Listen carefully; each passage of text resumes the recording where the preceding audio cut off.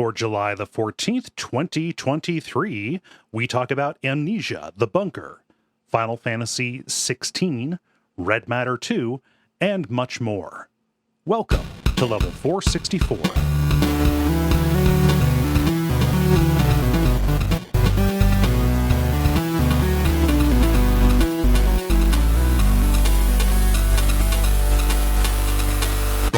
My name is Cole Ross. I'm Jala Prentice. I'm Ben Merkel. And you are listening to The Level. It's a podcast for people who love video games. Thanks for understanding us taking the week off for July 4th. Feels like forever ago since we recorded, but now we are back.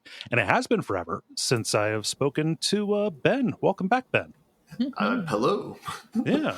I'm back. You're back. I can't recall why you were out last time. Was that was that COVID. the COVID? Yes, there we go. I couldn't remember if last week was COVID or if it was the week before that was COVID. No, it was I guess it was. I got it 2 weeks ago, and then I was finally clear on the 4th is the first time I tested clear. Gotcha. Okay, now it's all coming together. I will still stayed inside though. I will update my bulletin board accordingly. Yeah. How you doing? I'm doing better. I was only 1 or 2 bad days, but it was mostly the stress was just being inside for 10 days and dealing with that. It feels different when you're the only one going through it instead of when everyone was doing it, where it's man. Everyone was doing it, man. There was no solidarity going on. Yeah.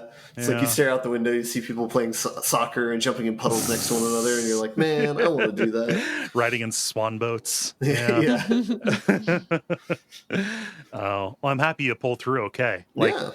Did you have trouble filling the time, or was it? We'll talk about that and what I've been playing, but I tried to fill it with content to some degree. But not that you need to do that. But I also caught up on 2 books. I finished Fall of Hyperion, which was okay, and I finished Blood Meridian just yesterday. And that was good. So it's a real head scratcher, isn't it? It really shows how poor I am at analyzing literature, because I had to watch an hour or 2 analysis of it. I was like, oh yeah, I guess that those things do connect. That makes sense. There's so many things I missed. Even just while reading it, you have to go back and reread a paragraph because you're like, did they just kill 20 people out of the blue? Yep, they did. Okay, all right, well, keep going. It's a lot of weirdness. So. Yeah. Nice. Well, that's man, I can't remember the last book that I finished reading physically. There are books that I listen to auditorially. Yeah, I'm currently on number 60 this year so far. Yeah. Oh wow. Yeah. And I'm not even kidding. That's actually the count. So. Yeah. No, I see you post them. I know. There was that there are days where it's I actually knocked back 3 books because some of them if I'm listening to them on audio and the person reads real slow, I put it up to 1.5 speed, sometimes even faster, and I can get through it real fast. Yeah. I read the 1.3 on the Audible app. That's usually what I go for. Mm-hmm. Yeah, that sounds weird. It sounds weird if you go down to 1x. It does. And you're just wow, everybody takes so long to talk.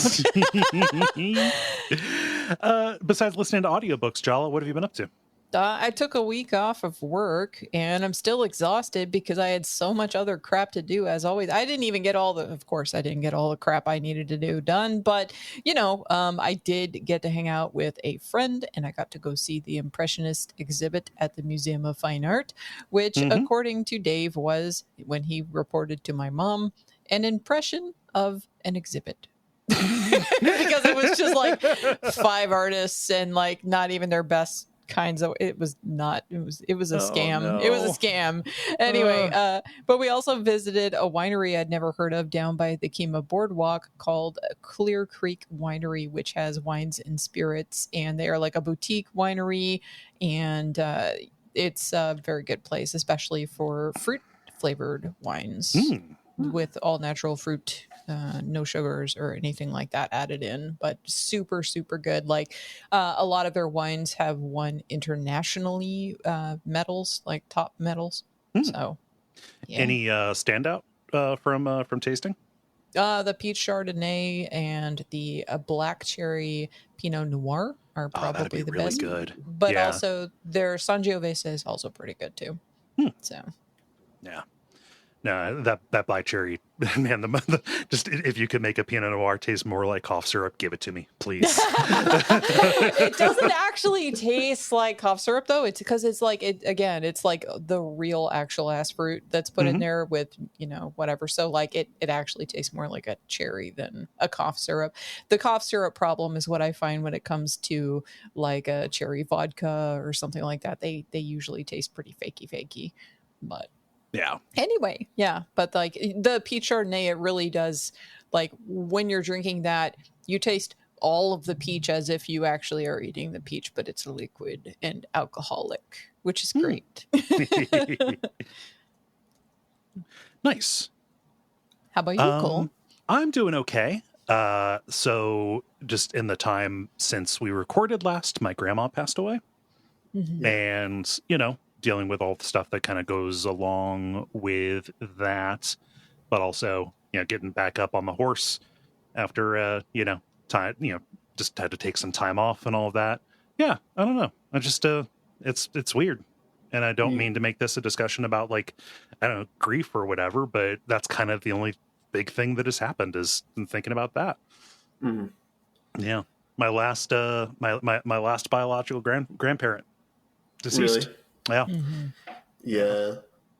Yep. It's definitely a weird feeling because now it's like you are fully in the parent generation and like your parents are now in the grandparents generation, and it's everyone kind of levels up and it feels kind of weird. It does. Yeah. So I don't know. Funerals are weird. Grief is weird. It's weird what stuff makes you think of that, but I don't want to be a bummer. Well, I'll tag team on the bummer, or not necessarily the bummer train. I think this last week I had a dream that my grandparents were in, and they've been dead for like 3 years now. So it's like weird to have like the feeling of like thinking of someone you really care about, even though there's like that distance, But I mean, it's also cool that can kind of live on too within your mind. Yeah. Pops up here and there. So I don't know. So yeah, that's what's going on. I've been playing games too. Just everything's okay. That's my right. face back on. Yeah. Yeah. No time. You can't grieve your way out of playing video games, Cole. No, they're a constant. Yeah. So why don't we do the regular kind of show? What with the grinds, the multiplayer, and the end boss, and we can get started with The Grind. The Grind, where we talk about the games we have been playing over the past period of time or so. Ben, you have been away the longest, so I will go to you first. The honor. All right, so I got like 2.5 to talk about, maybe 2 to talk about. The first one I probably won't talk too much about, but it's a little bit of a controversial take. So this is what I tried to spend time on. I tried to look up games while I was sick, and I knew I was going to be housebound. So I was trying to look up good RPGs that I hadn't played.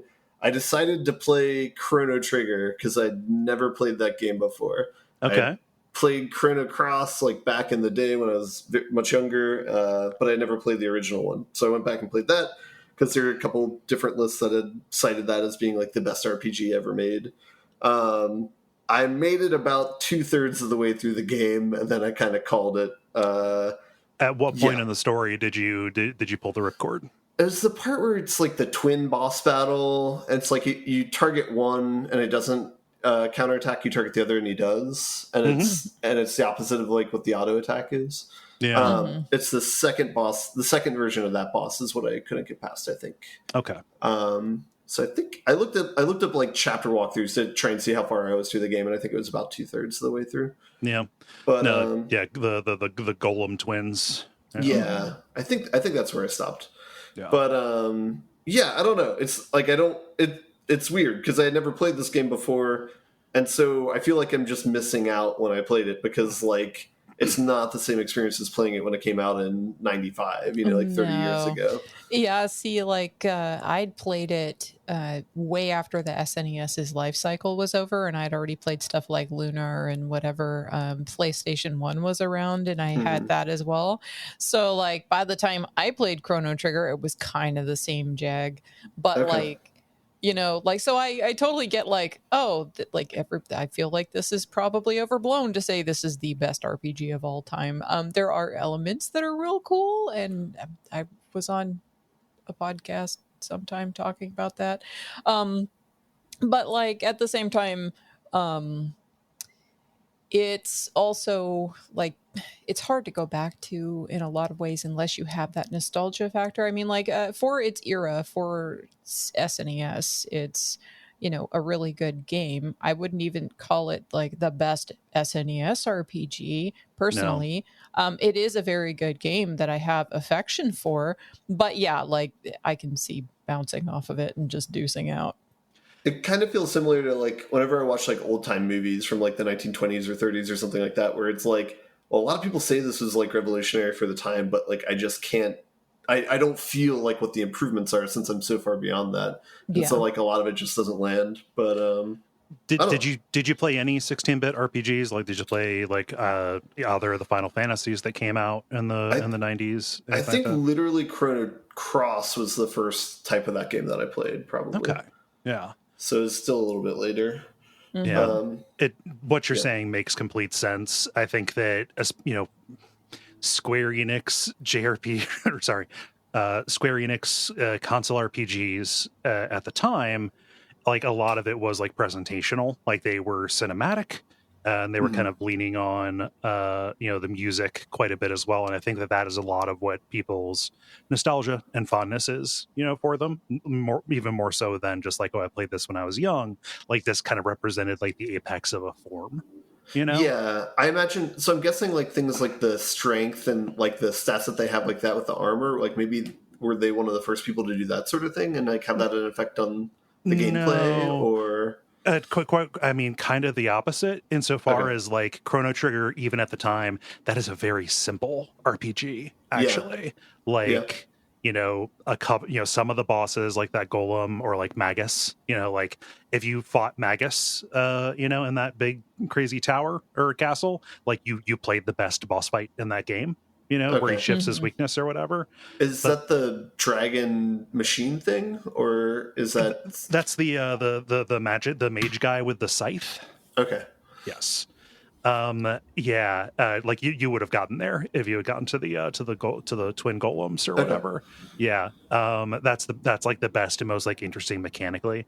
It is very hard if you have played anything after that, where you've had to like keep track of more, or like the party, like you were making choices about gear rather than just doing like straight, upgrades as you found them, like it is pretty simple and can feel kiddie. Not as kiddie as like a Super Mario RPG, as much as I love that game, but like still just I don't know, you've played Octopath Traveler, like that's a complicated game. Yeah.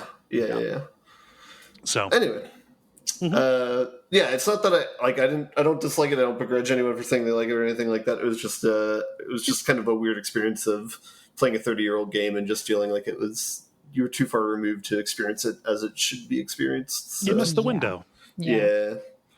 But anyway, moving on. The other half game that I won't really talk that much about that I've been playing that's been eating up time is I started another round of Satisfactory. Shit. That is a great time sink and a great like relaxing game if you ever want to do that, where it's just like playing Legos, but you have a thing. I'm getting to the part right now where I'm setting up like coal generators, so I'm very excited to be energy independent very soon. No longer just shoving dried leaves into a big box. Deforesting the entire planet so I can keep my rotor generators going. Yeah. You should be sure you keep a biogenerator around just as a starter, just in case you need to kickstart the system with it. Yeah. I remember what it devolves into when you're at like the oil stage, where it's like when it goes down, then you have to like literally like spend hours trying to figure out how to bring your factory back up. Not necessarily looking forward to getting to that point again, but for now, it's at least pretty manageable of just throwing down more generators and throwing down more biomass. But anyway, that's a great game. I won't talk that much because I've talked about that before. The one actual new game that I have that I can talk about is I picked up a PSVR 2 game called Red Matter 2. I think this is on a lot of different consoles. I think they just finally ported it to the PSVR 2 like within the last couple months.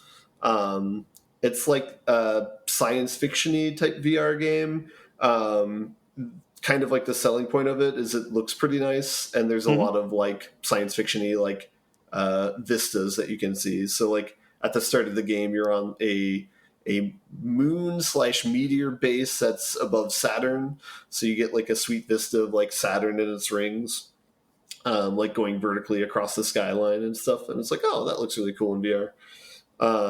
The puzzles themselves in the story are like pretty simple, but you know, it's not overly complicated, and it's simple enough to like motivate you to keep going, I guess. So it's fine enough. The only small downside to it is it's a continuous movement type game. Ooh, and there's a jetpack in it. So I basically I can play in like 20-minute spurts, and then I have to like take a break. It's a long game too, if I'm understanding. Like 5 to 6 hours maybe is the runtime. Long for VR. Yeah. Yes. Yeah. which I'm fine with that. Like I think there's room for, as long as it doesn't get wild and go like 20, 40 hours or something like that. Yeah. I'm fine with that because it offers kind of like a meteor experience, and as opposed to like, I don't know, some of the things are almost like too bite sized. Like Horizon Zero Dawn, I thought was another one that was like perfect length for a VR game, where it's like that was maybe 4 to 8 hours or something like that. But yeah, but I mean, it's weird. It's like very like shallow and superficial, where it's like it looks good, so I enjoy the game, you know. And like they give you like some like pretty cool controls where it's like you have grappling hooks that essentially you can like whip items over to you from like far away. So it's a sweet, almost like force pull mechanic where it's like, wow, that would be great to put that in a Jedi game if you had that. And then they give you like a scanner where you can scan anything in the environment. And then they give you a fun like light gun that can shoot out flares. And that's actually just a really fun experience where if you're just walking through a darkened corridor, like shooting that to like dynamically light the area as you're walking through. It's like weird things where it's like things that you can't like, there's no reason why that would necessarily be fun or the same level of fun if you're just doing this like on a TV screen or something like that. But it's like, it's just weird, the incongruencies of like what is fun in VR and what isn't fun in VR, and how that completely doesn't line up with like a regular game experience. Yeah, if I was doing this with a mouse and keyboard, it would be the most baby time kind of stuff. Yeah, exactly. And then on the other side of it, like walking up a staircase that goes back and forth is like terrible in VR. And I'm like, why would you put this in here? Just give me an elevator. Whereas like if you're just doing that in a regular game, you wouldn't think twice about it. So yeah, but anyway,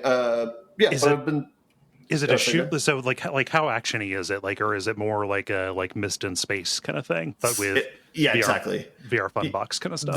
So far it's Mist in Space. The only thing they've entered maybe about halfway through the game is there are some like turrets, like similar to Portal, where it's like if they see you, they'll shoot you and kill you. So you have to kind of like sneak around them, and it's fine enough. Like it's not annoying, so it's fine. But yeah, that's been mostly it. I'm pretty glad that they haven't had any like encounters in the dark or any scary things like that. They've teased like one type of like Dead Space type thing of like, oh, am I going crazy? Like walking through this room and seeing things that aren't there. But it's tame, where it's just like, this kind of looks Silent Hill-y, not like something jumping out at you or anything like that. Getting right up in your face. Yeah, I haven't played anything like that in VR, but I'm pretty sure I would not like that. So, yeah, give it a shot. Yeah, but yeah, I've been pretty happy with the experience so far. So, yeah. So I've liked that. That's been. I hope that there are more games like that for VR in the future, because it seems cool. Yeah. So, yeah. Yeah, no, I got that mixed up with another one that's more of an action shooter kind of deal, and I've not found. I don't even know which one. It's just I've seen the logo for that one. I think it maybe just made an assumption about what it was. You know? Yeah. The veneer of the game is like almost like revisionist history or Soviet Russian type thing. So there's like red stars everywhere. So I guess, yeah. So it kind of has that aesthetic, but it's not annoying or anything. It's cool enough. So yeah. Nice. Still getting used to PSVR too. Yeah, there's plenty of good stuff that's being ported. Yeah. Nice. That all? That's all I got. All right. Jala, how about you? Okay, so I finished all of Fire Emblem Engage now. All of it? All of it. 80 hours total. So the game is pretty story light until the last 2 chapters or so, when they suddenly unpack huge backstories for the villains and give them all these understandable, if not sympathetic anyway, motivations. And the big end boss guy, Sombron, you learn all about him only after beating him at the very, very end. And I would have been totally okay with it being completely story light the entire way through. But since they decided to put story in there and dump it all at the end, it makes it feel really terribly paced and also really frustrating. Oh no. Like they got so close. They only had 2 more chapters to go, and then they relapsed. Yeah, because like a lot of the maps and a lot of the mechanics are really, really, like, they're my favorite mechanics in any of the Fire Emblems that I've played. And so like this is still my favorite Fire Emblem in terms of the mechanics. The classes feel really well balanced, and the emblem inheritance system and the ring bonding, all of that stuff is great. And the maps have a lot more variety than in prior titles and are way more fun to play, in my opinion. But narratively, because of how they just kind of, between the fact that it was already going to be story light for all the rest of the game, and then like narrative, all of the actual plot is like crunched into the very end after everybody's dying, like all the bad guys, like then it's like, oh, with my dying breath I will tell you my tale, it's like, okay, come on, they Metal Gear you. Oh no. yeah and so like, again, like it would have never been my favorite for the narrative anyway, but then it just kind of got frustrating. So if I have to pick a favorite one for narrative, Three Houses is definitely better. But I found out that Koei Tecmo is where the writing team for Three Houses came from, which is why that narrative is different from Intelligent Systems' usual fare. So I learned that from Nick from Friday Night Gamecast, who was on my upcoming Jala-chan's Place episode about Fire Emblem as an IP. So like I found that out and I'm like, oh, well, that makes sense. They just brought in a different team. And that's where that came from. I don't know who wrote the story for Engage, but someone please throttle them. No, not really. All of the people in the gaming industry, I feel, are way overworked and underpaid for what they do. Yeah. But anyway, like this, I don't know what happened here where they thought this was a good idea, but it would have been better if they had just kind of, given you little nuggets throughout the entire thing rather than cramming it all down your throat. No, I mean, it would make fighting them more interesting. Like, okay, I know what the stakes are, as opposed to like, now that you can't hurt me, I'm going to learn about you. That's just not how stories work. Yeah. So anyway, I actually would be interested in also finding out who does the ongoing narrative for Fire Emblem Heroes, because Fire Emblem Heroes has like a lot of weird twists and turns to it that like you don't see in a normal Fire Emblem game, like a mainline game. And fun fact, Fire Emblem Heroes is actually Nintendo's highest grossing mobile game. So I did not know that. So yeah, about the Fell Xenologues, which I mentioned last time, because last time I had only played through chapter 20 of 26 of the main narrative and only one of the Fell Xenologues. I think there's 6 total. So the Fell Xenologues take place in a mirror dimension or an alternate universe or something where the Divine Dragon, aka the main character, is dead. They fought Sombron and died.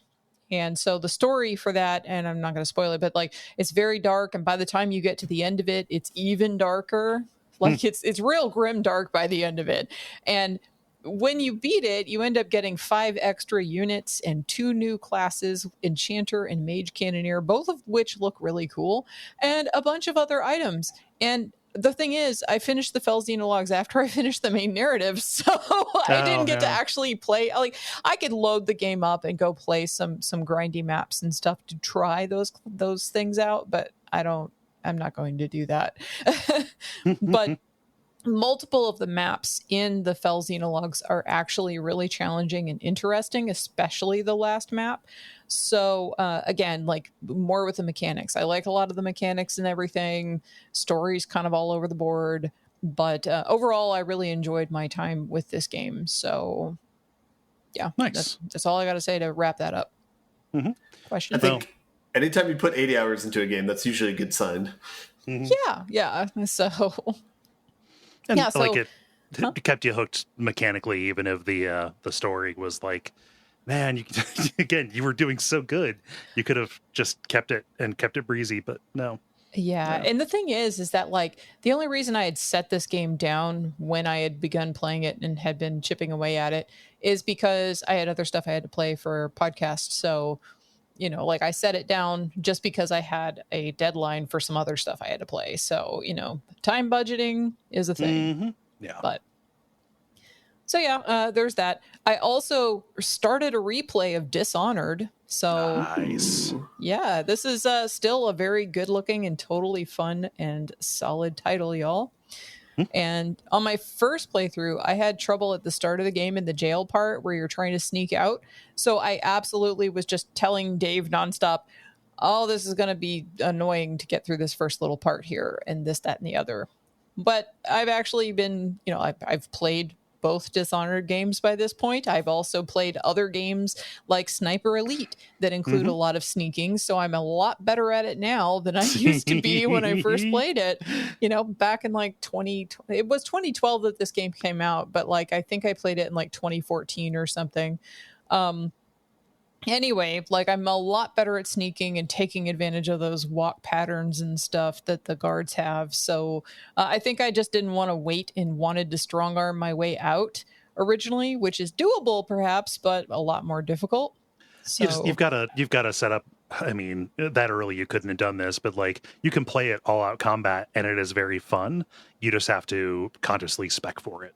Yeah, for sure. So it definitely feels like coming home when I'm playing this because the controls are easy to pick up. Like, I never stop playing, and I'm really looking forward to playing more of it. And I forgot just how big the levels are. Like, I remembered, I would go through and then I would go through another way. But then, like, when I actually started getting into the levels, I'm like, you know, there's a lot to them. There's all these different like heights that are going on that you can get to and, you know, blink yourself around to. There's all the different interior spaces, exterior spaces, quadrants and whatever. There's various, you know, multiple paths you can go through to get to whatever your end point is. And so it's a whole hell of a lot of fun. And then trying to figure out where all the bone shards and runes are because, you know, like, you get your little bleeper telling you, you know, the Dragon Ball's over there, but you have no idea how to get in the building or whatever. So, yeah, or if it's up or down. Yeah. So, are there any like differences in playthrough you want to do this time? Like, do more evil playthrough or a gooder playthrough or anything like that? Or well, see, the thing about Dishonored and the differences in like high and low chaos is that, like, okay, more or less, okay, this world is shit. And you can either be shit, which that is in line with like the theming of the game. However, number one, is not canon. Number two, results in the game being harder for you. Like, it makes it a lot more difficult for you if you do high chaos. Yeah. And, you know, like, it doesn't have a satisfactory resolution to it at the end.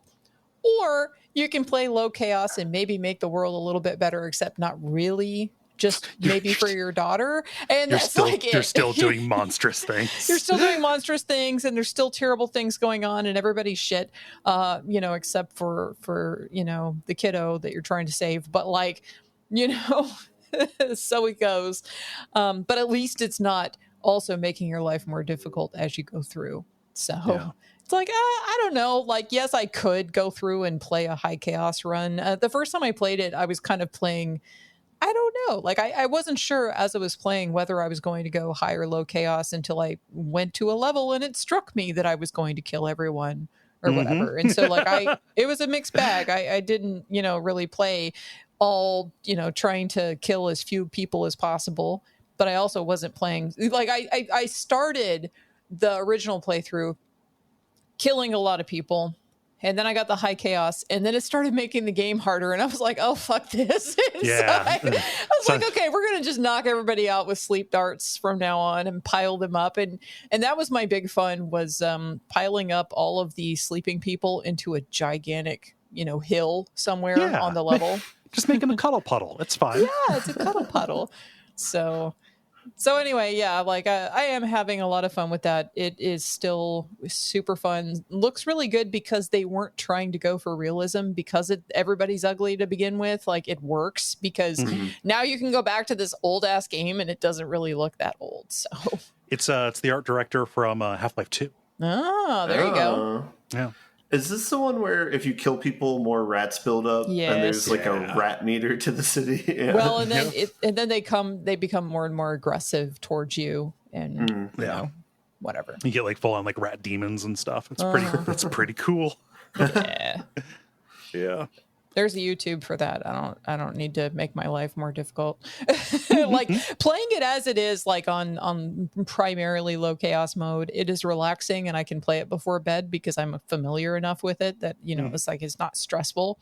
Yeah. If I did a high chaos run, then it would not be like that. And then my time to play would be more limited. So yes. Yeah. Makes sense. Yeah. So any questions about this old ass game I'm replaying? Not a question, but a statement. It is always fun to hear people talk about playing Dishonored, because it makes me think about how cool Dishonored is. It is so good. And yeah, like a spoiler alert, I'm going to be doing a podcast episode on all of Dishonored as an IP, not like on a particular game. We're going to be talking about like what is really cool about the world building and the lore and the whatever about this. And of course, the way it plays too, generally speaking. But overview episode. Mm-hmm. Be fun. So you will also hear me talk about Dishonored 2, therefore, in the future. But moving right along, though, I do have another one that is sad. Yeah. It's sad. Tell us about the sad one, because I'm curious. Okay, so Corpse Party 2, Dead Patient. So I didn't realize that the last time that I played a Corpse Party game was 2018. I had to look up on the level and see the last time I talked about it. Yeah, you did Blood Drive. Right? It made me lose my mind so much that I just did not pick up anything else Corpse Party for years. You had no reason to trust that it was going to be like anything worthwhile. Yeah. So let me tell you about the disappointment that is Corpse Party 2. So the original game was released in Japan in 2013. They revamped it and released it in North America in 2019. And the revamped version is called the NEUES semicolon, and is built on the Kenix engine NEUES. With additional scenarios and game characteristics. So that's like the engine that it was redone on, but it's functionally very much like Blood Drive, except with less animation. Like, your little character, you've got a little chibi character, and it's a 3D environment, just like in Blood Drive, except like your little character's skirt billows, but the legs don't move. So it just kind of like hops. Oh, gosh. Yeah, it's terrible. Bad. It's an episodic survival horror adventure game developed by Gree and localized by Xseed, available on Steam and GOG. And it's set 5 years after the events of Corpse Party Blood Drive, which had like an ending where I'm like, okay, they did leave it kind of open-ended, where it seemed like they could try to continue a story, but I wasn't sure what the hell they were going to do. Mm-hmm. So the story in this one: you're a high school girl who wakes up from anesthesia, strapped to a hospital bed with no memory whatsoever of who you are or where you are. You're groggy and you're hooked up to an EKG and some tubes and a drip of some kind. So you are basically in a pre-operative state, like somebody was going to perform some kind of surgery on you, but nobody's there. And so you break out of the room, you break yourself out of the bonds, you break out of the room, which was locked, and find that the hospital that you're in is empty, but there's like this ghostly form of a girl that appears, and then like later on you see like a ghost of an old guy, and I don't know, there's like a lot of, you know, haunted stuff going on, but like no actual ass people. Mm-hmm. So anyway, the gameplay is mostly like the original Corpse Party, except there's also zombies and other stuff wandering around that you need to hide from in closets or fight. Oh, they didn't need that. Oh, fight is interesting. But well, they did that in Blood Drive too. There were some parts where you had to go hide and shit. So if you're caught, you can mash a button to break free, and you can run for a short distance, but your stamina will run out, and you move slower until you catch your breath. And that is exactly like Blood Drive. yes.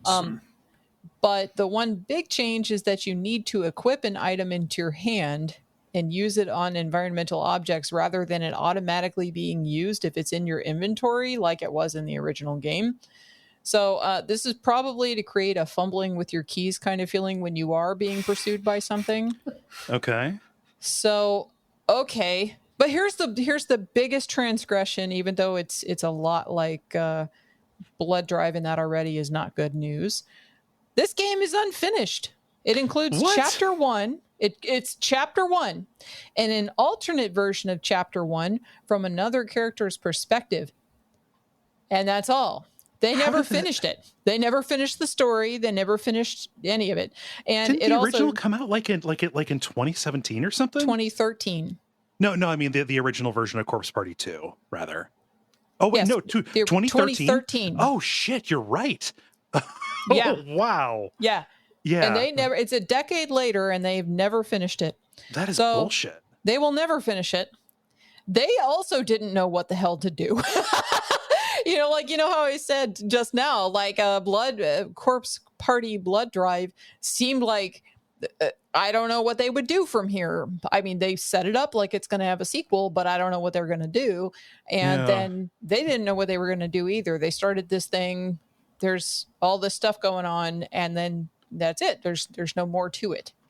And it also doesn't have any keyboard control support. You have to have a gamepad. So that's a big sin when it's only being released on the PC.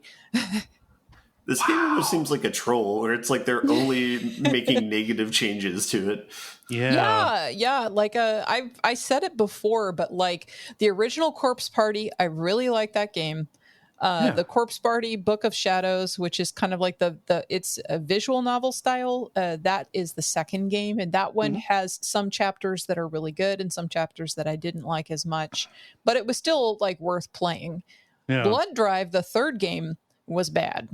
I lost my mind. And then this one, what are they doing? I don't even know.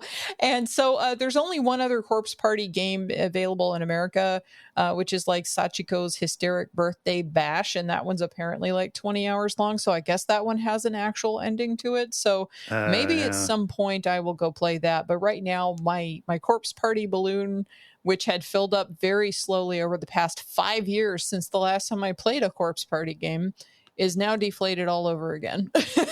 That's so, just I can't stand that. I did not finish it. I don't know that I want to finish it because it's not finished. It doesn't matter. No, it doesn't matter if I play the rest of it. Yeah, and if it hasn't been touched for 10 years, good lord. I remember being really excited to see Corpse Party 2 come out because like I mean they sold it as like a reboot, so like you could play it out of continuity, so if you didn't want to invest the time in Blood Drive, because fuck that. But wow, this is the first time hearing that it's just not done. Yeah, it's not done. Wow. And I'm like, wow, okay. I have zero interest in completing this now. So yeah, I have so the best thing that I played, the first two things I played were fine. This one was the sad one. So yeah. I appreciate that they're doing like the American naming convention where like the numbers are just jumping all over the place. Yeah. Looking at the Steam entries. Right. Gosh. And selling multiple versions of the same game. Yeah. I might just have to go back and do a replay of the original Corpse Party and just leave it at that. Cause like that would cleanse my palate of what they did, remind me of what I liked about the original game. and then I can move on, get my fix Yeah. and move on, because this is not worth your time. So yeah. Get chased around that clinic by the animated anatomical doll. Yeah. Yeah, good shit. That was a good game, which makes this more of a shame. I know. Cole, what have you been playing? I've got two big ones. The first one, I've played like the first couple hours of Final Fantasy XVI. Ooh. Yeah, it's neat. Although I've got okay, so I will kind of give context that everybody knows. This is Final Fantasy, made by the Final Fantasy XIV team, largely.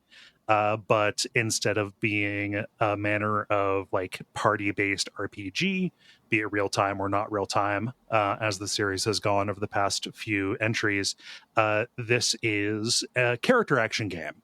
Devil May Cry or, Bayonetta, things like that, although less technical than those. But yeah, you're playing as this guy named Clive, who is kind of the failed heir of this, of the royal family of Rosaria. In this world where the entire story is set up as this Game of Thrones like struggle between different kingdoms, but with the added with the added Final Fantasy-ness of these kingdoms are built around these huge crystalline mountains called the Mother Crystals, and each kingdom in their bloodline, they have something, and it's fucking hilarious that they decided to call them that. They have something called a dominant. Okay. Go on. What a dominant is I'm not sure if it's always somebody in the bloodline. This is the case for the main character's family, but like an heir of the bloodline receives basically the power and becomes an avatar of like a Final Fantasy summon creature, right? Who are effectively gods in this world. And so like, your kingdom, it's the Phoenix. So your little brother gets the power of the Phoenix, which makes him the chosen heir, even though he's very sickly. And you are, just become a lowly guard, basically. And there's, parent drama. Your dad likes you, but your mom views you as a disappointment, stuff like that. Good George R.R. Martin kind of stuff. Somewhat foreboding if you're a Phoenix and you're sickly. It's like, well, I kind of see where that's going. Yeah, a little bit.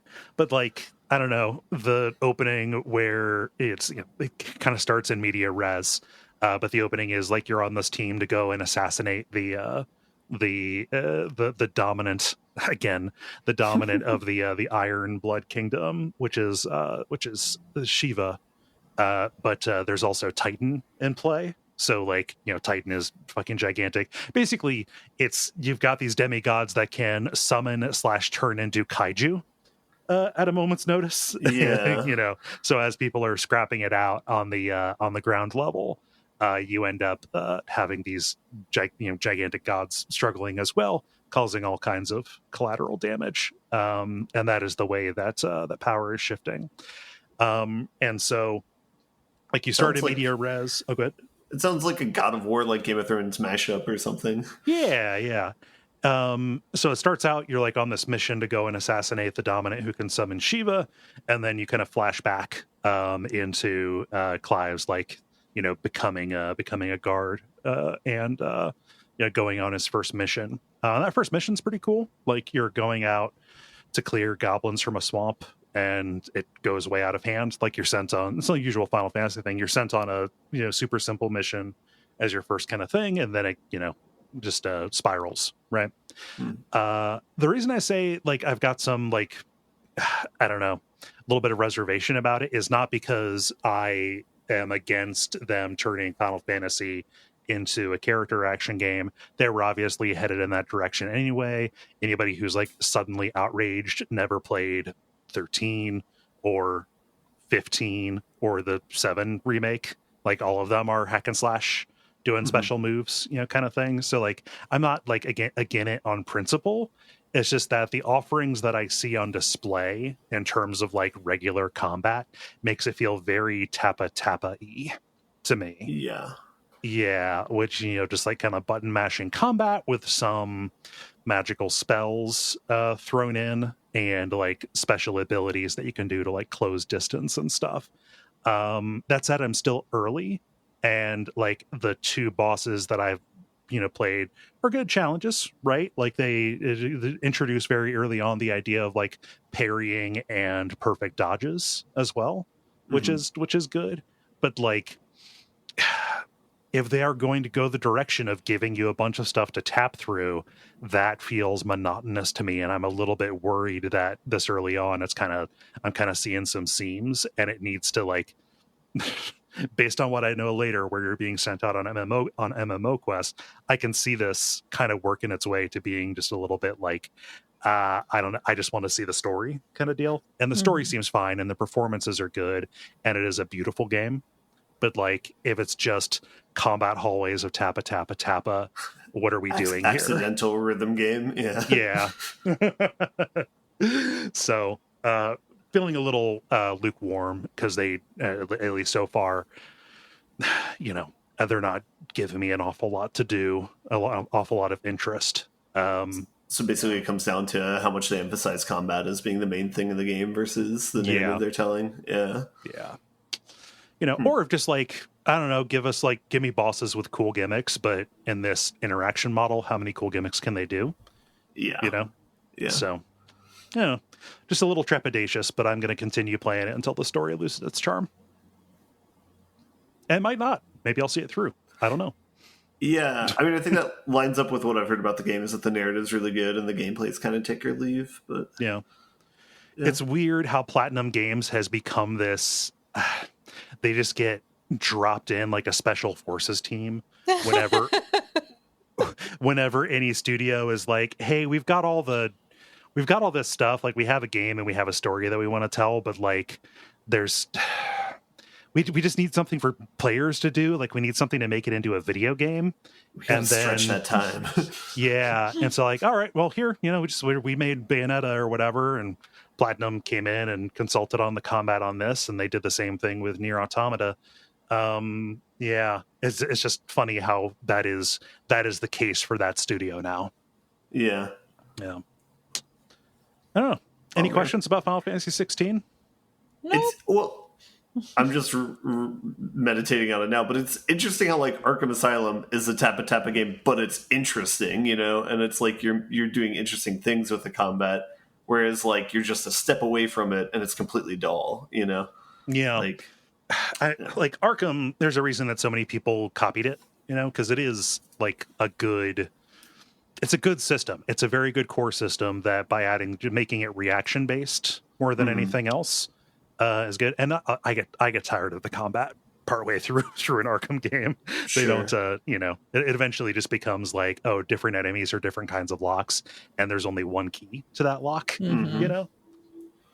But it's just, I don't know, perfect dodges and parries feel good to do, but that's not enough. Like, you can't build a whole game on that feeling. It's not enough. Yeah.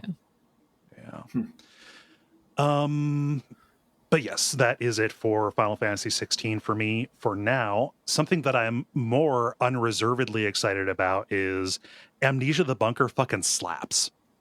Oh. I popped in when you were playing that. Oh, it's so good. I love the original Amnesia. However, you cannot say that its effect on horror games has not been at least a little bit ruinous. It kind of following in its wake a lot. You end up with first-person horror games that might have some of their charms, but do not mix their systems with exploration enough to make doing stuff as consistently tense as Amnesia is. And over time, like, the mechanics drained out of those, and Frictional came and did interesting stuff. Soma and Amnesia Rebirth, I'm positive on both of those, but like, in general, the first person horror game genre, subgenre, or whatever, needed a little bit of a shakeup. And this is just a wild return to form in terms of the tension is back, baby. Like, not just in the aesthetics or what have you. Like there's like, oh, I might round a corner and see something spooky, or maybe something will chase me here. You know, like I'm gonna step into a hallway and it's gonna start this scene where it comes after me. No, that monster is out. That monster is out. You have some abilities to mitigate it, but you have stuff to do, and it's coming for you. So the idea is this takes place between Amnesia: The Dark Descent, which was like in the 1860s in Prussia, and Amnesia: Rebirth, which was in 1930s Algeria. This is, I believe, 1916, kind of at the height of World War I, where you are a French soldier who gets injured in the trenches, and you wake up in the titular bunker, where the French had built this underground kind of emplacement, you know, basically this garrison, but ended up getting trapped in when the Germans advanced. And in planning a counterattack, they found, the engineers found old Roman tunnels and blew their way into those and found out, oh, this is pre-Roman. Uh-oh. There's real weird stuff down here. Oh no, we opened up an Amnesia game into this bunker. And so you wake up again with Amnesia. You've done something horrible. You find journal entries to that effect. You have no idea what it is. You're going to find out, but you wake up near the top of the bunker. The officers have fled and blown the entrance behind them, leaving all of the enlisted men trapped down there with no way to get out, and you've got to figure out a way to blow open the front gate. And you are left in what is effectively not open world, because you're in a fucking bunker, but in a very open and non-linear space that is basically Amnesia if it was an immersive sim. If it was a more mechanics light, like Deus Ex or Prey, or like Dishonored, but with far fewer ways to far fewer ways to defend yourself. Like in a first for the series, you do get a revolver, but you like reloading it, ammo is very scarce. Everybody's been trying to put it into the monsters and the rats, and it's not been to good effect. But like you reload each shell one at a time, or each cartridge one at a time as it goes, and it's kind of laborious. So you can use that, but as a limited resource. You have like barrels of explosive or barrels of like toxic gas that you can deploy just kind of around. Like I ended up in this situation where like there were a bunch of rats eating a corpse that had not been burned. Oh, you have to burn corpses or else rats will congregate and become a hazard. So I rolled an explosive barrel down toward them in order to blow them up. Okay. And so I'm very awkwardly doing this, and this made a bunch of noise. So the monster started coming at me. So behind me, I have the monster bearing down. In front of me, I have like a corner. Soon to be burned rats. Yeah, I have a corner with some rats that need to go boom real good. And I'm panicking. I can't run because the monster has me pinned up against the rats. So I panic, and I just figure, all right, let's just see what I can do. I'm gonna run, turn, and blow up the barrel and see what happens. Obviously, I die. But and eventually I figure out how to blow up those rats real good without and burn the corpse, so I can get behind there and get at the story kind of stuff. But like all of that is systemic in a way that in a lesser game it would be like, okay, you'd walk up and then you get a little tooltip that says the rats are pretty thick here. I need to find something to deal with them. Yeah, and then you would find the two items to put together to scare them off. Right? It would just be again a key with one lock, whereas like there's any number of ways you could have dealt with this. There are gas grenades you can find, and there's probably another way into that particular wing of the bunker that I just didn't account for. Right? Can you throw rats at the monster? I don't know. They wouldn't let me pick them up. Okay. Yeah. So we'll put a maybe on that one then. Yeah, maybe. Maybe I need to get special rat handling gloves. So yeah, that's what I mean when I say it's an immersive sim, is that like it gives you a space. The space has been lived in, and you have goals, and there are multiple ways to accomplish those goals, which is really fun to do while you are also trying to stealth around and avoid the wrath of this creature that is literally in the vents. An open-ended closed corridor game. Yes. Yeah. And it is the thing that makes this okay when you could say, oh, Alien Isolation is something that is, kind of has a similar kind of point of, similar kind of thing going on where it's laying the tension on you really thick as you're trying to do stuff. There's more that you can do about this monster. You can trick it. Yeah, you can scare it away. It does not want to. It does not want to be in light areas, which creates. Okay, so yes, I can light places up, but that also means the bunker has a generator, and that generator takes gas. All right, and when it's on, it is burning down, and you have a little stopwatch you can see as it's as it's going, burning through the tank, and you don't want to be trapped when it's dark. Don't get caught. So like planning these like concentric circle runs like into places. Okay, I'm going to light this up. I'm going to get as much gas as I can, get back to the center, feed the generator, go back out further and see, or maybe I need to use that gas to make Molotov cocktails to keep the monster away. Like again, just a thing that has not been a factor in first person horror games where you are making a meaningful mechanical choice with the resources that are given to you. Right? Yeah. It's real good. Oh, I didn't even say the best part. You have a flashlight. Most all Amnesia games have had some form of light or another. Usually it's like an oil lantern and you're finding gas for it. The good news is you have a flashlight and you can charge it up however you want. However, it is a World War I era crank flashlight that like you have to pull a little wind up toy string on it like repeatedly, and it makes a shitload of noise. I was gonna say, like, you haven't mentioned that flashlight. I'm gonna have to mention. I didn't hang out in your stream mostly because I'm like, I don't know if I'm gonna be playing this or not, and I don't want to see too much of it. So, but yeah, like it's one of the first things you get, and it's like a huge relief because, oh my god, it's Amnesia and I have a flashlight. This is great. I'm going to get batteries. They're going to last a while. No, it is really loud, and that means it'll draw the monster on you. Yeah.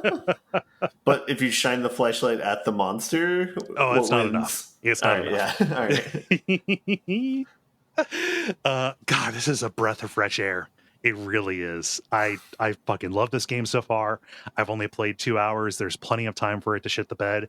I understand that. But what's on display right now shows that like Frictional has been thinking about this, and they know how to like they've known what problems have shown up, and they've shown the work that they have. I don't know. I'm at a loss for words here. It's just really good, and it's just one of the nicest surprises I've seen in a while, because I expected it to be more like Amnesia Rebirth, which is fine.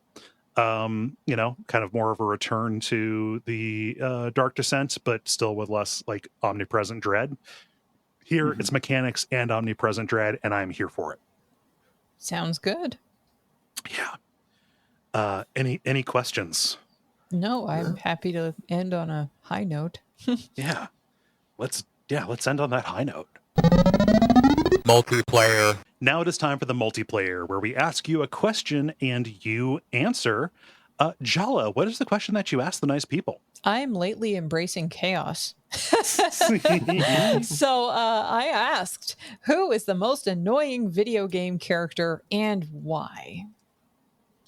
Yeah, good question. I know my answer. I'm going to get started with Casey, who says, Eric Sparrow from Tony Hawk's Underground. Feels so good in New Game Plus that you can just smack him in the face when he flashes the skate tape at you instead of following his line again. I've not played Underground. Me neither. They posted a screenshot, and he does look like a little shit. Yeah, like a shitty little teen. So yeah, maybe he deserves it. Ben, what does Peter say? Peter says, oof, Navi is a good example based on the fact that I can hear this picture so much, referring to the multiplayer picture. I would be willing to argue, though, that the most annoying video game character is possibly Majima from Yakuza Kiwami. I've never played the Yakuza games, but I've heard one of my colleagues at work talking about the Majima Everywhere system that was made for Kiwami. Having a gimmick where boss can show up at any time in the game sounds pretty annoying. It's like being in a random battle system with a boss potentially around every corner. It is a random battle system with a boss around every corner. Yeah, I've not played the Kiwami version of one, so I do not know. Yeah, I could see that though.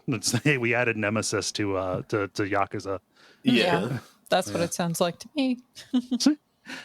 Jala, what does Phil say? Phil says, do other players count? The real answer is Mr. Rossetti. Yeah.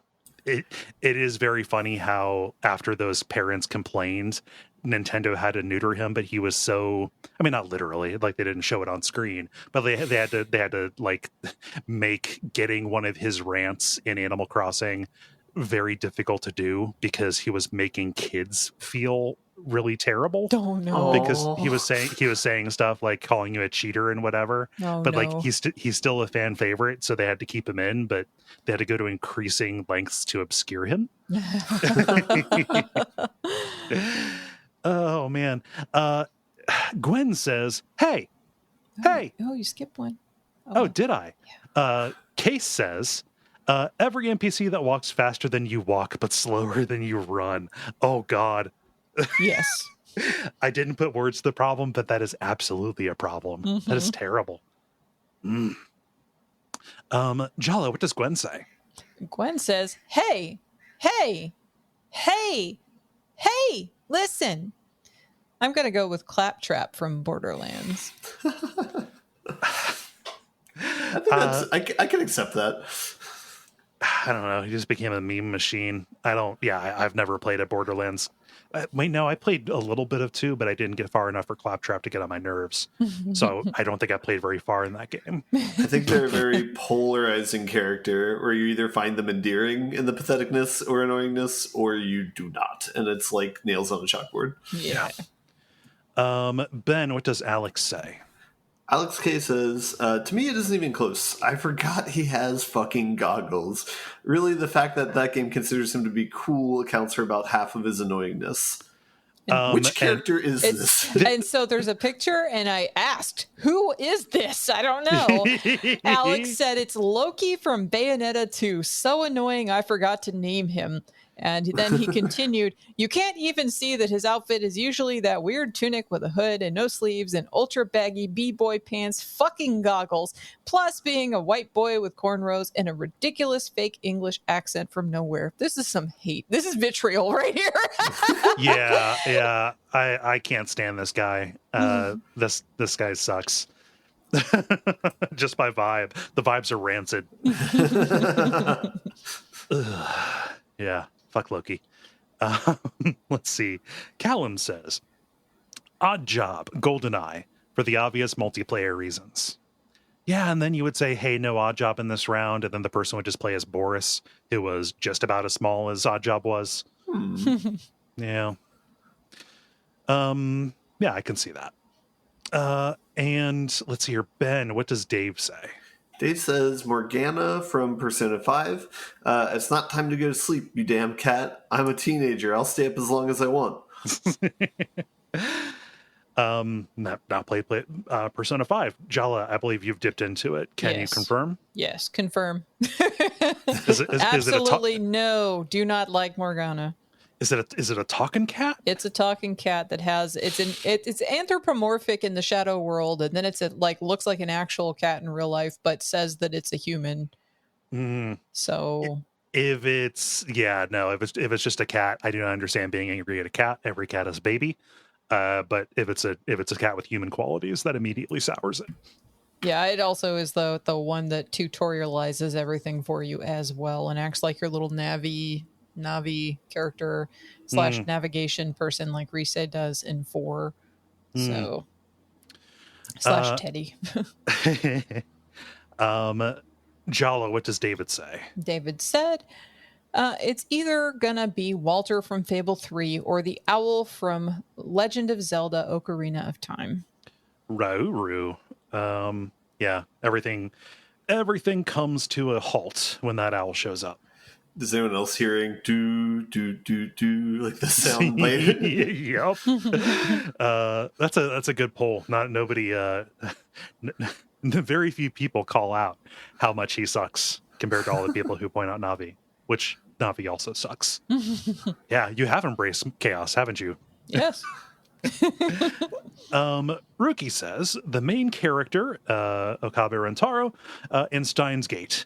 He's a delusional little shitheel that you're stuck following around for at least the first 2 to 3 hours, at which point I stopped, having overdosed in assholery. He treats his friends like garbage, treats women worse, knows nothing about anything, and somehow believes he's a mad scientist. And the worst part? Since he's the protagonist, you have to read his constant internal monologue, which confirms he really believes all the BS coming out of his mouth. Except later on you find out that he actually doesn't, and then like way later in Steins Gate 0, he actually becomes a sympathetic character. But yeah, I can absolutely see like, hey, like I definitely was like, okay, this guy's annoying and his friend is annoying. Like, everything is terrible for a little while there for sure in the first game. It's a rough putt at the very beginning of Steins Gate. Yeah. Like the first 4 chapters are a rough putt. Yeah, and go ahead. Do they wait until all the characters die until they give you the tragic backstory like in the other games we talked about? Or? No, it builds up the entire time. It's just that it's a Yes. very slow build up before all the stuff starts happening. Yeah. And then all the characters start to get real serious and real and, stop being these caricatures. Yeah. So. It's kind of the eternal question of like annoying video game characters, which is like Okabe has had the intended effect on you, Ruki. However, and they are working towards something, but also why should you be expected to put up with it if it's genuinely getting under your skin? Yeah. Yeah. So, Absolutely. It's like I love Steins Gate 0. It's my favorite visual novel, but at the same time that also requires you to play the original Steins Gate, and the first part of that game is just so hard to get through, Sorry, I was taking a drink. Let's see, Ben, what does Jeremy say? Jeremy says the owl from Ocarina of Time, specifically at the beginning of the game when he always stops you to give you a never-ending speech, and if you skip too fast and don't pay attention, you'll press the wrong answer and he'll repeat again what he just said. Yeah. Nope. Yeah. We got people who know what's up. Actually, I kind of feel sorry for the owl now because that's like bad UI design, and we're taking it out on the owl. They should make what he's saying more interesting to make you not want to skip through it. So it's also, it's on the writer too. Yeah. And Jala finishes out with Austin. Austin says Beeble because of how shocked he is that I'm selling him things for the 100th time. Also Zubat from Mount Moon. Because why on earth are there this many bats in any one place? I don't know who Beeble is. I don't know either, but that's a very pleasant to me name, so I am sorry that it is a frustrating character. Yeah. That's a good name. Beeble. I'm doing a search, and all I'm seeing is Zaphod Beeblebrox. So I don't know. I do not know. And there's like a Magic the Gathering. It's a creature type. It's like a construct. Well, it could be that maybe. I don't know because no, it couldn't be that because Austin said selling to them. Yeah. No clue. Sorry. My answer, just because I'm feeling this pain quite acutely, although I am out from its demon spell. Daxter from Jack and Daxter 2. Holy fuck. That man, that game, the waff about that game is coming out. It came out yesterday as people are listening. That game is hateful. Like it is just a completely cheap difficulty fuck. And even the people who like it will admit to that. However, isn't Dennis really into the series? Dennis is really into the series, and I'm very happy that he's not here, so I don't have to like be especially vitriolic about something that he loves. This will be a litmus test if he listens to the episodes he's not on. I believe I believe Dennis would cop to Jack 2 not being the strongest entry in the series. But Daxter, he's the little weasel guy, little orange weasel. Who talks in a very fast-talking Brooklyn accent, or Bronx accent, like the like mouth, like hey there, Jack, what's going on? Oh boy, yeah, you like look at what's going on. Yeah, he's really bad. It's like the default. We need to make a wacky cartoon character, so let's have him do that. Except he is always talking, always extremely horny. Like there's a shot from his point of view where he is just like straight up like nose deep in a woman's cleavage in that game. Just a constantly horny, always saying shit. It's really bad. I hate him. I want to pick him up by the tail and then just like snap him like a towel. So he so it breaks his neck, and then I can just give him a pop, put him in a pauper's grave. I don't know, man. Just take him down to the bird sanctuary, feed him to the fucking buzzards. Jesus. Yeah. Sorry, that game really got to me. That's my answer. How about you, Ben? Wow. Well, my anger seems so muted in comparison now, so I don't know. I was going to say Dutch Vanderlyn from Red Dead Redemption 2 as a more recent entry of someone who is very, very annoying for a very, very long time in that game. What is the genre of annoying? You can tell he's full of shit a couple hours into the game, and yet you still need to spend 20 or 30 hours of him like lying to your character directly, and your character believing him and then continuing to follow him. So that's quite annoying. Well, still better than the Klansman.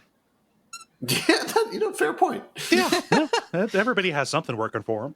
And if you're in Red Dead Redemption 2, chances are there's a Klansman who's going to be worse than you. Yeah. Jala, how about you? I have a lot of answers for this. A lot of things annoy me. So the first and most recent one, Krauser from Resident Evil 4 Remake Rookie. Like, I wanted to kill the voice actor, and it has nothing to do with the voice actor, so let's not do that. But like, the character is just like, they script him with just saying rookie so many times, and then the delivery of it just sounds so annoying to me. I can't stand it. Like, if it was in the original voice actor's voice, I don't think it would annoy me as much, but something about the quality of it just is grating. And I know it's supposed to be.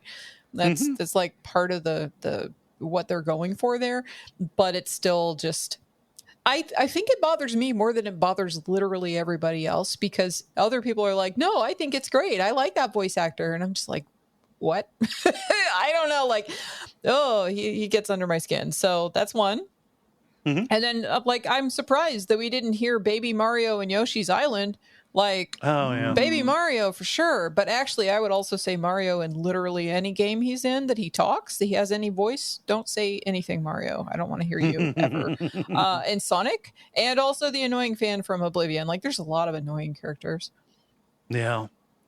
Oh, the adoring fan, not the annoying fan. Oh, no, but he is annoying. Yeah. Nice.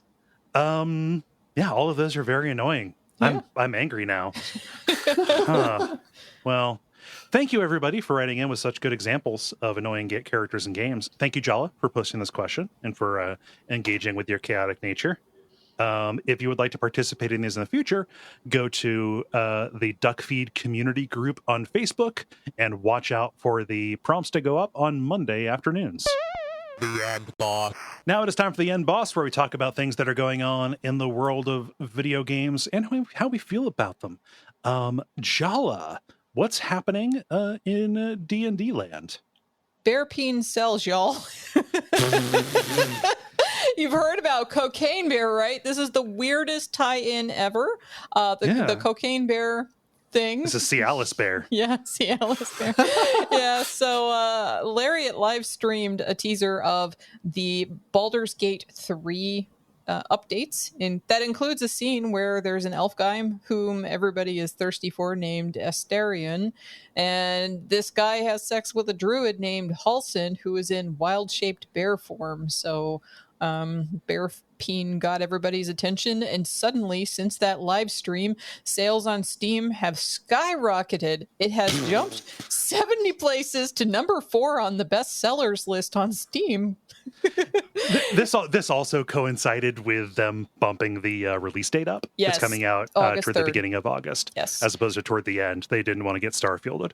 Yeah. Well, they're also, to be fair, they also revealed the Dragonborn race, and they look like better looking Argonians, and they look pretty cool. But they also revealed that players can customize their characters' genitalia. So more do it like sex a stuff. cyberpunk thing. Cyberpunk influenced, I imagine. Yeah. Yay! So, Baldur's Gate 3 has been in early access since October 2020, with Larian adding more content steadily. But again, it comes out on August 3rd.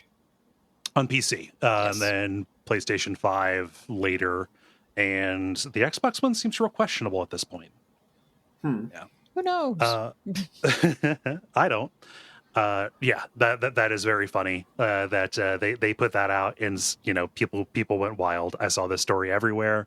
That also coincided with Nintendo doing that Super Mario Wonder, and they fucking knew what they were doing. They knew what they were doing when they ended it with the Mario elephant transformation. Yeah. And it's fine. Hey, go out there, get it. So I'm looking forward to playing Baldur's Gate 3. I trust Larian. I want anything in the Forgotten Realms, please and thank you. Yeah. I've got some good news. I thought about bringing bad news because the FTC lost the case against Microsoft in the Activision-Microsoft merger. Yeah, that's a real bummer. Don't like companies getting bigger, especially by acquiring other companies and possibly, making any move toward monopoly. So I'm not going to talk anymore about that. I'm instead going to say that do a little follow-up on a story where I talked about the Aegis Union, the Aegis CWA, at Sega. So I talked about them putting together and calling for a vote to form the first cross-departmental video game workers union. Previously, like at ZeniMax and a couple of other companies, there had been like QA unions, which is like a real pain point. Like that especially needs organization for worker conditions and such, but nothing that crosses departments and kind of makes for the beginnings of like a full workforce union. This union, the Sega Aegis Union, approved. They actually they voted to say yes. The workers did. I believe here. I about said, what's the final score? It was a pretty good margin. Yeah. Yeah. Funny how whatever goes to a vote, usually people are pretty on board with unions. Yeah, that's why companies try and stop it from being a being a vote. Mm-hmm. Yeah. But yeah, no, it's going through the NLRB. Let's see here. So it says of the approximate 212 eligible voters, 139 participated, and the majority of them said yes. So that is cool, and Sega is, saying like, all right, we're gonna follow the law here, I guess. Yeah. But I'm always gonna celebrate when this kind of thing happens in the industry. Best of luck to them, and Sega, you better fucking not reprise against these folks. Yeah. We're shutting down the studio because there's a lot of crime in the area, I guess. I don't know, man. It's just real. Got those progressive AGs in the Sega of America headquarters. So this is good. I don't have anything more to say about this other than union.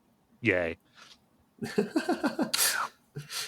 Ben, how about you?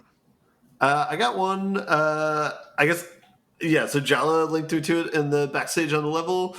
I'd heard about this as well, I think on Polygon. It's about Friday the 13th, a beloved game of mine. I think one that we all played on the last Duck stream, perhaps? Mm-hmm. Yeah, we played it in December. Yeah. So the developers of this have announced kind of an end of life to the game. They're going to pull it from stores at the end of 2023 this year. And then they said they're going to keep servers alive for up to a year after that. On top of that, they're unlocking all of the basic like progression you can do in the game. They're unlocking for characters. So basically all the items that you would normally have to grind for, you can get immediately. Mhm. And that's kind of in part since they're going to remove everything from the store and you would no longer be able to unlock those things, I guess, is the rationale. So it's kind of bittersweet news. And then it'll be curious to see what happens after the servers go down for the game, if there's any sort of life for the game outside of that, like if people can keep it up. I'm not sure how that works because since it's such a strong IP, it's probably more contentious than trying to keep another game like Doom alive or something like that. I don't know. I mean, even if it's delisted, like a lot of people, they're going to find ways to get a hold of it, and it seems like it would be pretty easy. Like tougher technological feats have been done than spoofing a server on a game like this. You know, like faking out like the authenticator, things like that. So if people want to continue playing this game, they're probably going to continue being able to play it. Yeah, but this ensures that they're going to get a real good like last like surge as people try and get this before it leaves stores. But also like, I don't know, playing this game seems a little bit more attractive now that I don't have to grind for the cool stuff. Right. Sure. Yeah. So does that mean there's a chance we'll play multiplayer of this again at some point in time? Fingers crossed. Why not? Hell yeah. All right. Cool. Yeah.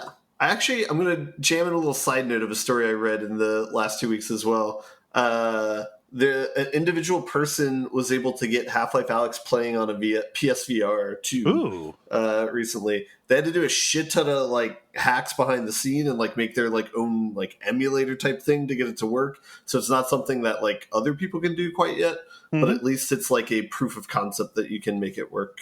There's like a path. Yeah, it's basically making it so that the PSVR can work on a PC is the major technological feat. Yeah. So yeah, and getting it to work with Alyx, like it's a complicated game. You have to change the controls out, as well. Yeah.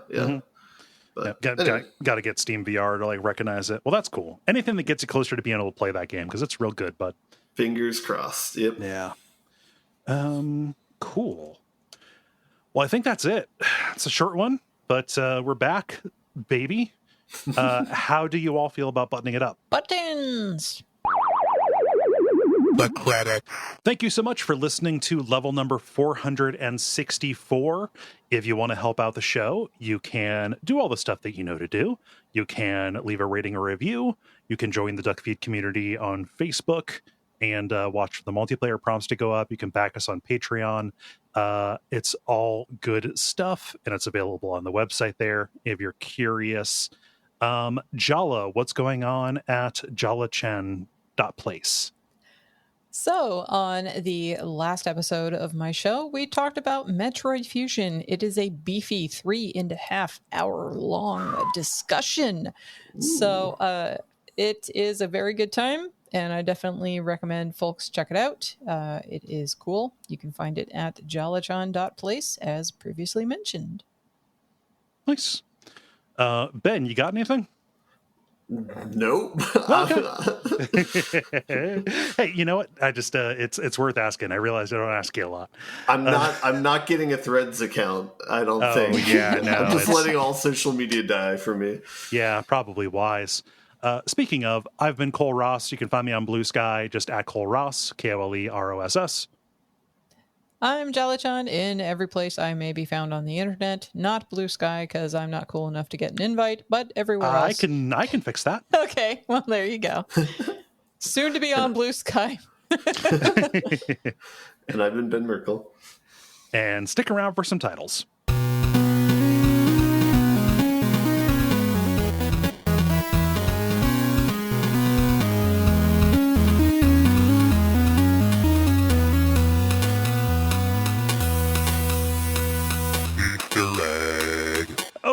Who has titles? I have 2. Okay. Rat handling gloves. And the other one is put him in a pauper's grave. Nice. I have They Metal Gear You. Talking about the Fire Emblem bosses. And then I have Cialis Bear. Cialis Bear is too good. I like it. Ben? I just had Union Ye, but I like Cialis Bear the most in the title form. Yeah. Okay. Cialis Bear it is. Yay! I think every submission was a Kole line this week. Oh, no. That's a clear sweep. I don't like when that happens. No. Nobody else was being funny, damn it. That's right. Just You means guys are you're being on. funny. It means you're on. Cool. Well, it is decided.